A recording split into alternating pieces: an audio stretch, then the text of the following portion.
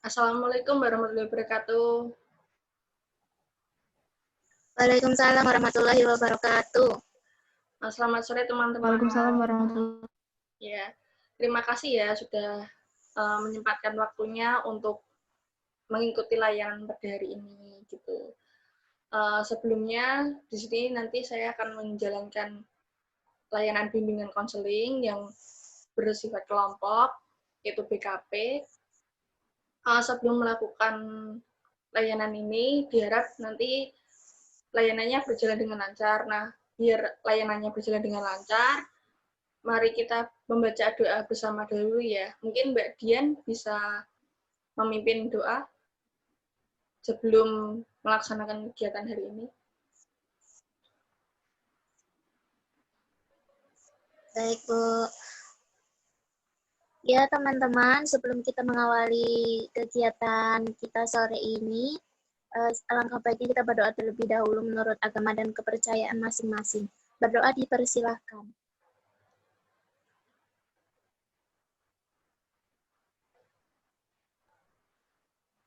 Berdoa selesai.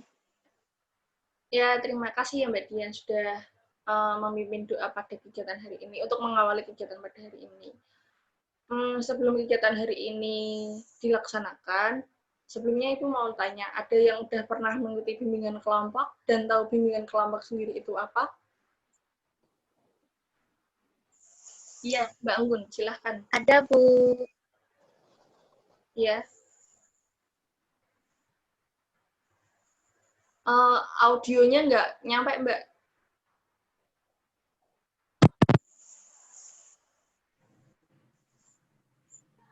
Apakah terdengar? Iya, sudah terdengar. Bimbingan kelompok itu sendiri adalah sebuah layanan yang dikhususkan untuk menyelesaikan masalah dan pemberian informasi yang dilakukan di dalam dinamika kelompok. Nah, iya betul sekali. Di dalam bimbingan kelompok itu sendiri terdapat adanya dinamika kelompok itu. Nah, sebelum saya menjelaskan lebih lanjut terkait dengan bimbingan kelompok pada hari ini, saya mau menjelaskan apa saja yang perlu anut dalam bimbingan kelompok hari ini dan beberapa persyaratan yang harus dilaksanakan ya. Dalam bimbingan kelompok hari ini akan dijalankan selama mungkin kurang lebih 30 menit agar nantinya waktunya juga efisien dan tidak melebihi batas waktu dan pembahasannya juga nggak sampai kemana-mana. Dan yang kedua ini ada beberapa asas yang harus dijalankan sebelum melakukan kegiatan kelompok dan dalam mengikuti kegiatan kelompok hari ini, yaitu adanya asas keterbukaan, asas kerahasiaan, dan kesukarelaan. Jadi teman-teman semua, para anggota di sini diharap buat terbuka dengan apa yang nanti akan disampaikan, dengan apa yang akan nanti diutarakan, dan masing-masing anggota diharap untuk misalnya ada ucapan yang sekiranya itu bersifat pribadi untuk tidak disebarluaskan ke teman-teman yang lain, karena bimbingan kelompok pada hari ini bersifatnya rahasia gitu ya. Untuk bimbingan kelompok hari ini, Ibu akan memberikan sebuah topik. Topik itu sendiri bisa dipilih dengan dua cara, yaitu topik tugas dan topik bebas. Untuk hari ini, Ibu akan memberikan topik tugas terlebih dahulu, yang nantinya sudah disepakati sama Ibu juga, yaitu tentang bullying. Nah, beberapa akhir ini kan sering terjadi ya bullying yang terjadi mungkin di lingkungan masyarakat, di lingkungan sekolah, atau bahkan di lingkungan teman-teman sendiri juga, atau bahkan ada yang pernah atau sedang mengalami bullying itu sendiri. Nah, menurut teman-teman di sini, apa sih bullying itu sendiri dan tanggapan kalian tentang bullying itu sendiri itu gimana? Ada yang mau berpendapat? Saya, Bu. Iya, Mbak Dian. Iya. Kalau menurut saya ya bullying itu contohnya itu seperti kayak halnya kita ngecek gitu. Itu apa cara gampangnya itu ya mengecek itu kalau bahasa Indonesianya apa ya? Mencela atau gimana gitu Iya, ya. iya. Terus kalau sisi Kalau yang sisi ininya ya udah parahnya itu sampai bisa kayak mukul kayak gitu. Berarti bisa melalui perkataan, bahkan fisik gitu ya, Mbak? Iya. Terus ada yang mau berpendapat lagi selain Mbak Dian tentang terkait bullying ini sendiri? Soalnya kan akhir-akhir ini banyak sekali kan korban-korban bullying, seperti kita lihat di berita juga ada anak yang bahkan sampai nekat bunuh diri dan lain sebagainya, mengakhiri hidupnya di usia dini, tidak bisa menerima apa yang ada di lingkungannya, seperti itu. Yang lain? Saya, Bu. Iya, Mbak Gun? Bullying itu sesuatu yang bakal menjatuhkan mental orang lain seperti itu. Seperti yang dikatakan tadi oleh Mbak Dian, ya betul. Antara perkataan dan perbuatan seperti itu. Dan contoh-contoh bullyingnya itu sering terjadinya itu di masa-masa anak sekolah, misalnya di SMP atau di SMA. Dan sering-seringnya itu terjadi di ketika awal remaja di SMA. Misalnya pemalakan seperti itu termasuk ke dalam bullying karena mereka memaksa seseorang untuk menyerahkan apa yang dimilikinya dengan cara kekerasan seperti itu. Gitu ya. Berarti kayak merampas orang lain juga itu ya. Kayak misalnya ada anak yang dirundung di sekolah karena dimintain uang jajan sama temennya secara paksa kayak gitu ya, Mbak ya. Mungkin tadi Mbak Armita mau menyampaikan pendapatnya. Kalau menurut saya, bullying itu perbuatan yang tidak baik yang dilakukan oleh seseorang kepada orang lain. Misalnya, siswa tersebut tuh nggak hanya menyakiti secara fisik, tetapi juga menyakiti psikis oleh orang lain gitu, siswa yang lain. Kalau fisiknya bisa kayak memukul, mendorong, kayak gitu. Iya.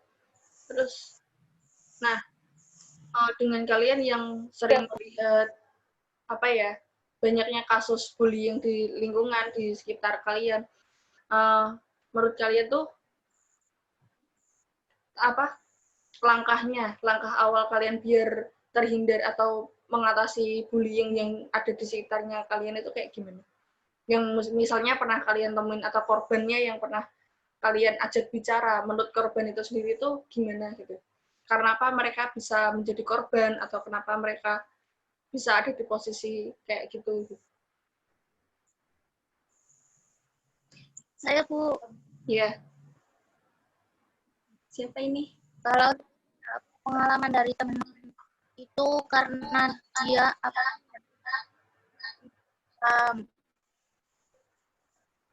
Iya. jadi karena dia kulitnya hitam kan beda sendiri sama teman-teman yang lain. Iya. Jadi diejek gitulah. Terus ada juga yang karena nama orang tuanya kayak yang lucu gitu ya, kalau mungkin namanya juga nama-nama orang zaman dulu kan ya nggak kayak kita sekarang, misalnya namanya Marcel atau Michelle atau apa gitu kan.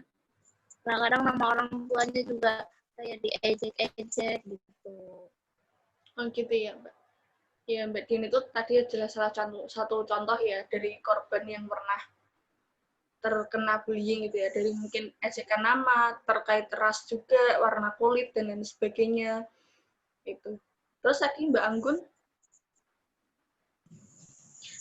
Menurut saya itu orang yang di lingkungan saya itu yang terkena misalnya bullying itu cenderung orang yang misalnya pendiam atau menyendiri.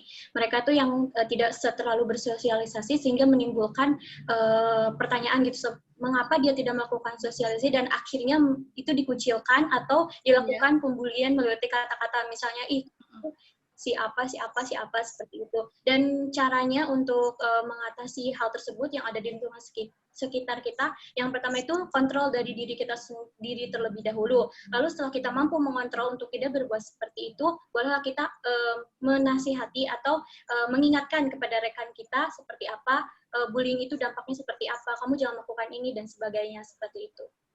Ya, bagus sekali ya tanggapannya dari Mbak Anggun sama Mbak Dian tadi, terima kasih. Ya emang sekarang ini banyak sih anak-anak yang lebih memilih diam atau apa di lingkungannya karena mungkin dia tidak cocok dengan lingkungan tersebut dan itu mengakibatkan dia merasa dikucilkan dan akhirnya merasa dirinya itu dibully dan lain sebagainya, seperti itu kan. Itu terkait dengan dirinya juga dan lingkungannya. Nah, mungkin beberapa belakangan ini kan juga sering terlihat kan seperti anak yang memilih untuk menyendiri karena merasa dirinya itu dijauhi atau merasa dirinya itu tidak pantas berada di lingkungan tersebut. Itu kan juga bukan menjadi salah satu hal yang bisa memicu adanya bullying juga. Nah, gimana sih caranya kalian, misalnya kalian ada di lingkungan baru, untuk adaptasi dengan lingkungan baru tersebut biar misalnya kalian itu tidak merasa dikucilkan atau apa seperti itu, gimana? Kalau kalian berada di lingkungan yang baru, seperti anak-anak sekarang kan banyak yang seperti itu gitu.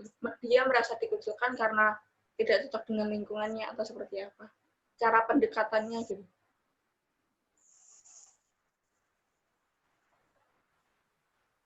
Izin menjawab ya. Iya. Kalau menurut saya sendiri itu cara pendekatan kepada lingkungan baru itu, yang pertama itu kita tidak boleh berpersepsi buruk kepada orang lain. Misalnya kita kan belum mengenal, nah, oh mereka itu seperti itu, kita sudah mempersepsi terlebih dahulu buruk orang lain.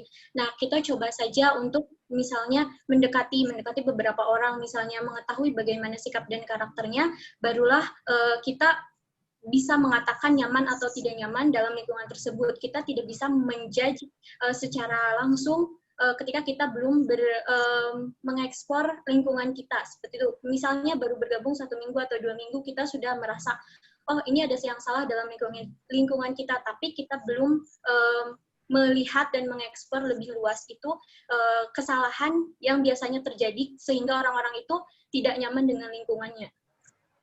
Iya. Itu bisa juga ya. Nah, terus dalam bullying itu sendiri ada beberapa bentuk bullying ya. Jadi tadi seperti yang sudah dijelaskan, bisa melalui fisik langsung, nonverbal, verbal, dari ucapan aja itu udah bikin orang merasa dirinya sakit hati atau gimana, apalagi dari tindakan perilaku yang seakan-akan merasa dijauhi, merasa dirinya tidak diterima sama lingkungan itu sendiri. Terus kalau ada satu lagi yaitu tentang, ini termasuk bullying juga, pelecehan seksual yang terjadi pada anak-anak usia dini, bahkan yang sebenarnya mereka tidak mau untuk mendapatkan itu gitu. Bahkan dilakukannya itu sendiri oleh oknum-oknum yang mungkin dekat dengan dia, keluarganya dia sendiri, bisa dari kakaknya, ayahnya, seperti itu. Dari kalian sendiri, ada nggak di lingkungan kalian yang kayak gitu? Atau kalian pernah menemui kasus seperti itu?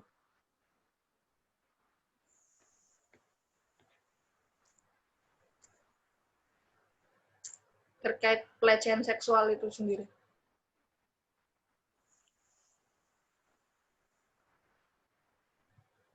Halo? Mana Bu? Pelecehan seksual? Iya, itu kan tadi ada beberapa yang kayak misalnya di lingkungan kita, itu kan juga termasuk dalam bullying kan, pelecehan seksual itu sendiri. Nah, bahkan pelecehan seksual itu sendiri banyak yang terjadi atau dialami sama anak-anak usia dini. Nggak hanya dari remaja, bahkan yang belum balik pun bisa mengalami itu. Nah, di lingkungan kalian sendiri, ada nggak pernah atau tidak menemui kasus pelecehan seksual seperti itu? Yang bisa saja, Bu. ya, Mbak Armita? Ya, di lingkungan saya itu pernah, kan itu ada seorang masih kecil malah Bu. Itu tuh kelas 2 SD, banyak ceweknya. Itu tuh ada seorang kakeknya tuh kayak ngelecehin adiknya gitu loh Bu. Kayak dilecehin, kayak kakeknya tuh menunjukkan itu alat kelaminnya, dia tuh buang air kecil gitu di depan anak kecil itu, kelas 2 SD Bu. Wah, kelas 2 SD ya? Iya, kelas 2 SD. Itu bahkan sudah sampai di penjara, Bu, kakek itu. Sudah diproses oleh hukum. Oh, soalnya orang tua korbannya itu nggak nerimain gitu, Bu. Iya. Makanya itu tadi, bahkan anak usia sekecil itu, kelas 2 SD saja tuh sudah mengalami bullying yang menyebabkan masuk ke alam bawah sadarnya dia kalau pelecehan seksual kayak gitu itu bisa terjadi kapan aja gitu. Itu bahkan bisa mengakibatkan trauma sama dia di usianya dia yang nanti menginjak remaja, jadi mungkin takut, menutup diri, dan lain sebagainya. Seperti itu. Jadi hal-hal kayak gitu kalau bisa dicegah, dihindari, bisa kayak ya mungkin dari keluarga sendiri dulu lah dijaga gitu, jangan sampai ada yang mengalami kasus serupa gitu. Kalau dari teman-teman sendiri pernah mengalami atau ada cerita lagi terkait bullying ini sendiri dan yang lebih spesifiknya ke yang pelecehan seksual ini tadi?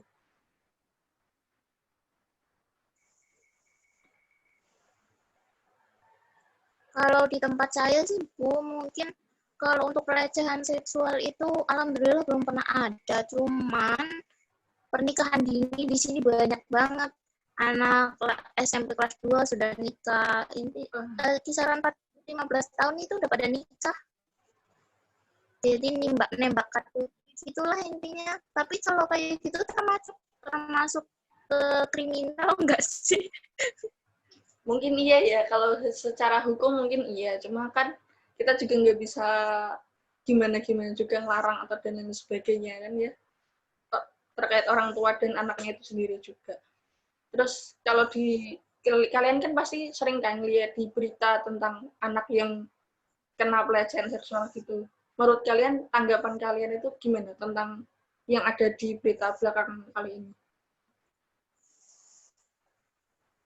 Bahkan ada yang penjahatnya atau ada kasus kayak di luar negeri sampai yang anaknya mengalami cacat seumur hidup dan yang dihukum akhirnya bebas. Tanggapan kalian tentang yang hal itu gimana? Nggak setimpal sih. Iya. Ya karena kan yang korbannya juga kan kerugiannya itu bukan hanya kerugian fisik, tapi kerugian mental justru malah yang lebih berbahaya. Karena kalau mereka sampai sampai benar-benar terganggu, ini mentalnya malah bisa-bisa sampai mereka memutuskan untuk bunuh diri kan? Iya. Itu kan banyak terjadi juga ya. Sampai mengalami cacat fisik seperti itu. Terus menurut kalian tanggapannya sih gimana? Biar kejadian itu ke depannya nggak terjadi lagi gitu. Seperti bullying, misal banyak terjadi di sekolah, di SMA, di SMP, bahkan anak-anak SMP juga udah pada bisa bully dan bahkan melecehkan seksual itu tadi. Kalau menurut di sini teman-teman gimana? Untuk pencegahannya itu sendiri dari masing-masing anggota sini.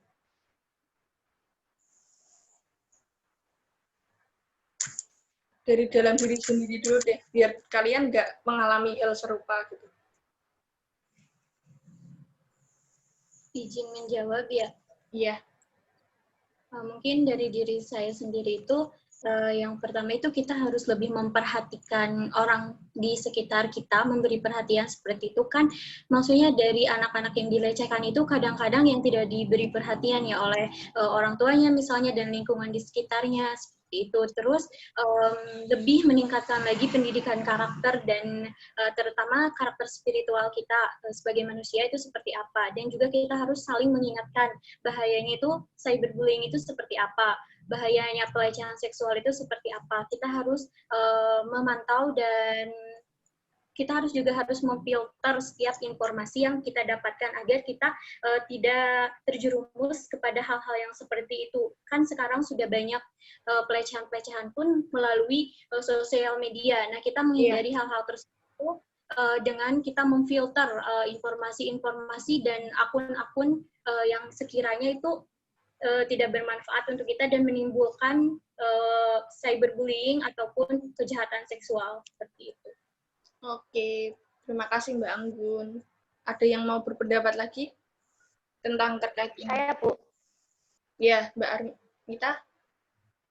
Saya izin berpendapat, biasanya orang yang terkena bullying itu anaknya tuh jarang banget untuk berkomunikasi dengan orang lain, Bu. Orangnya tuh cenderung berdiam diri. Jadi menurut saya untuk mengatasinya tuh kita ajak mereka untuk membicarakan apakah mereka ada yang mengganggu, mengancam, apakah mereka dibullying itu seperti apa. Kita ajak mereka untuk menceritakan apa yang mereka rasakan agar kita tahu apa yang mereka rasakan. Dan untuk selanjutnya, jika memang bullying-nya itu ke arah yang lebih kayak seksual, lebih kayak itu, kalau itu terjadi di sekolah, kita akan bisa melaporkannya pada BK. Nah, nanti di BK akan diproses bagaimana untuk pelaku bullying tersebut dan korbannya untuk menceritakannya kepada BK untuk mencari solusi bagaimana menyelesaikan bullying tersebut. Oke. Terima kasih. Iya, terima kasih Mbak Armita. Ada yang mau berpendapat lagi?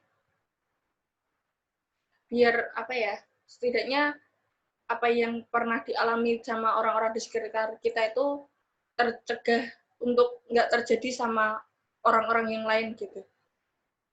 Mbak Dila atau Mbak siapa itu satunya Atina? Ya. Ada siapa yang mau disampaikan?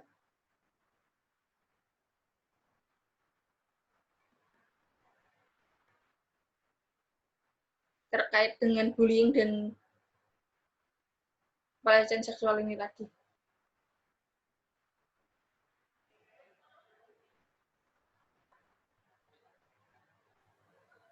Boleh dengan kayak dari dalam diri sendiri dulu, biar tidak jadi korban atau gimana, seperti itu.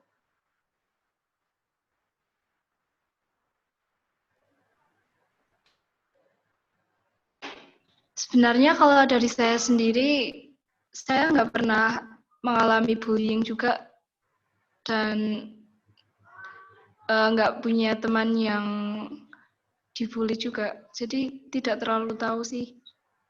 Oke. Terima kasih Mbak Dila. Mbak Dian, agar apa ya, yang bisa dilakukan lah, minimal, supaya ada pencegahan, seperti itu.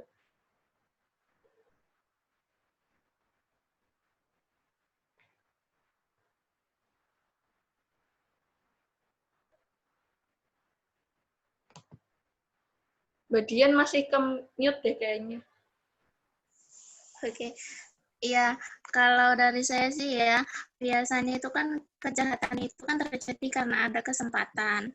Nah, biasanya pelecehan seksual juga terjadi itu karena si korban itu menggunakan pakaian yang minim-minim ya, yang memang tidak menyalahkan untuk seseorang itu berpakaian seperti apa, itu kan senyaman mereka.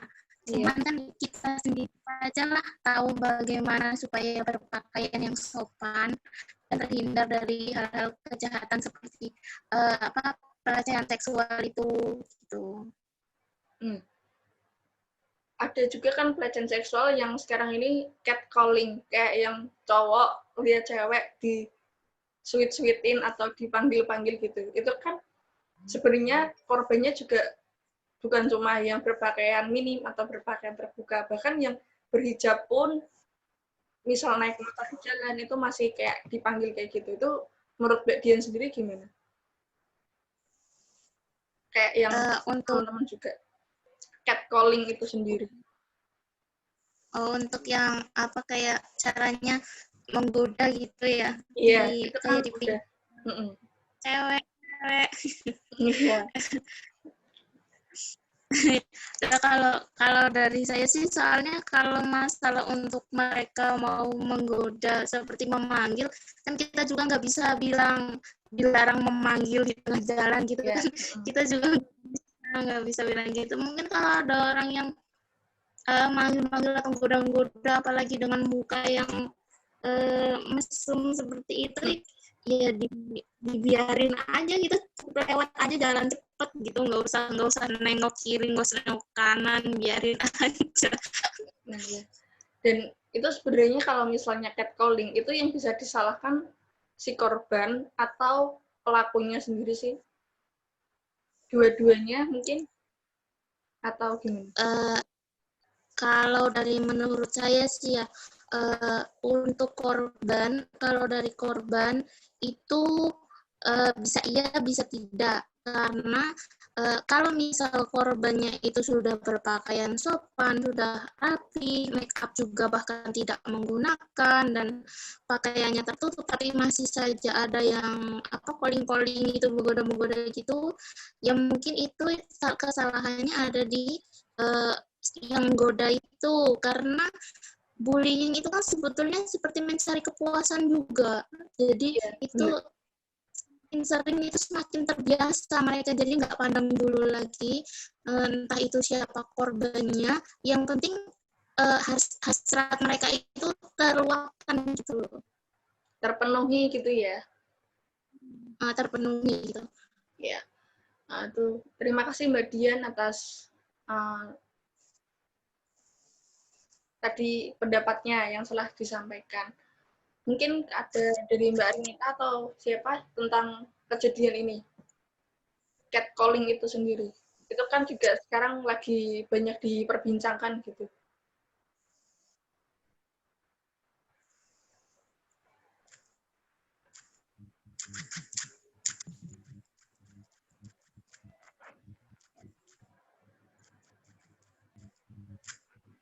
Kalau menurut saya, perbuatan kayak gitu biasanya dilakukan di jalan-jalan ya Kak. Bu, dilakukan di jalan-jalan ya Bu. Nah, itu biasanya tuh sebenarnya kesalahan itu dari diri kita sendiri. Kayak biasanya kayak dikatakan tadi Mbak Cina, ceweknya pakaiannya terlalu minim, tapi juga pakai berhijab juga kita digituin, kita dicuit-cuit kayak cewek kayak gitu. Nah sebenarnya itu kesalahan itu di cowok sendiri, cowoknya yang selalu aja Bu, kayak terlalu, biasanya malah itu lebih parahnya lagi tuh cowoknya ngejar kayak gitu. Itu kesalahan dari diri sendiri, kayak diri cowoknya sendiri. Dan kalau pakaian minim juga kesalahan dari ceweknya. Jadi kita harus mengontrol diri kita sendiri sebenarnya kalau untuk mencegah perbuatan kayak gitu. Oke. Seperti itu. Tadi kan udah bahas tentang catcalling, dan menurut kalian gimana sih tentang hari ini, dengan adanya hari ini yang kalian habis melakukan proses bimbingan ini, counseling hari ini?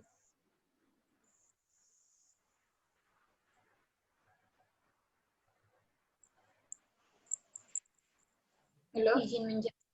Ya.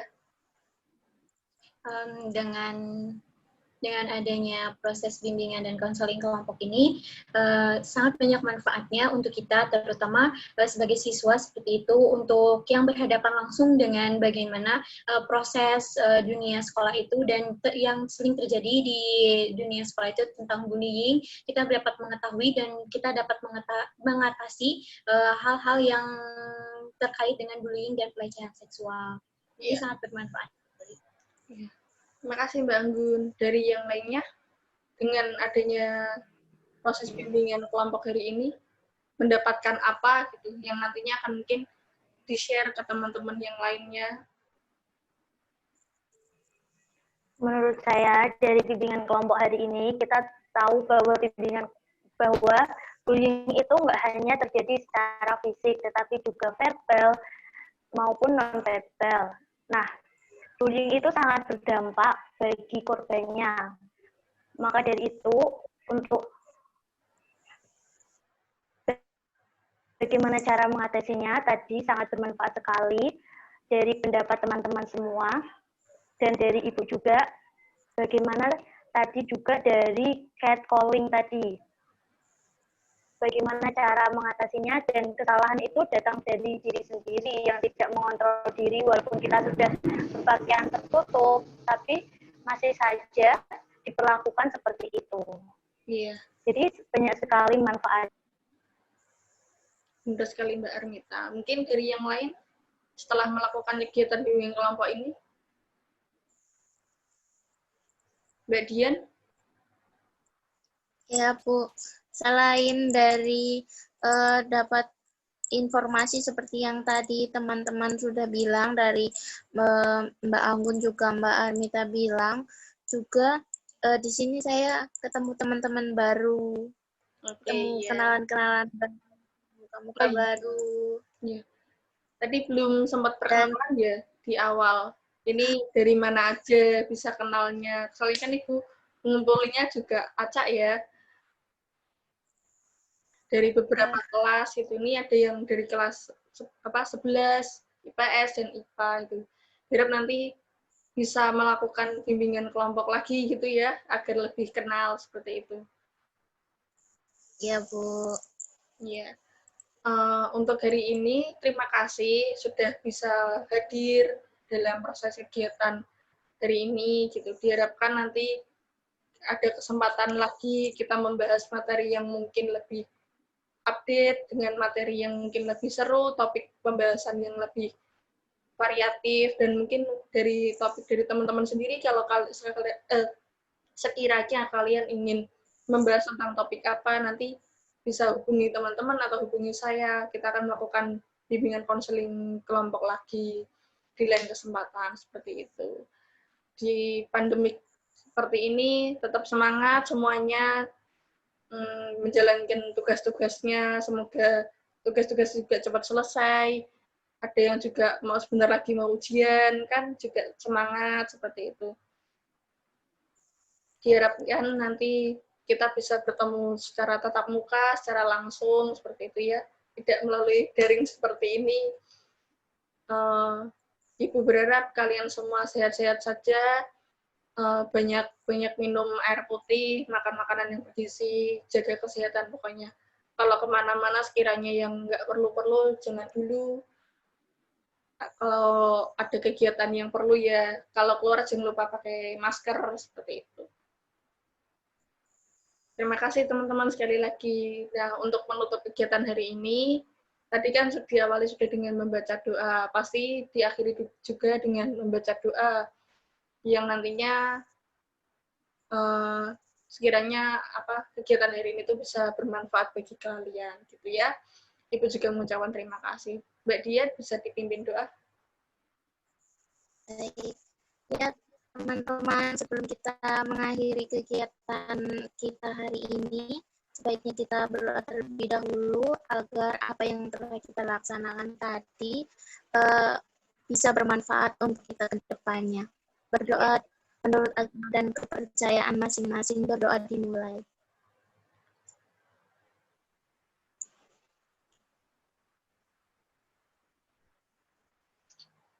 Ya.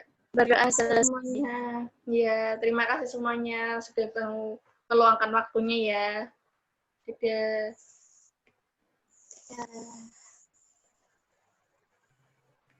Sama-sama, Kak. Selamat menjalankan kegiatan yang lainnya. Oke.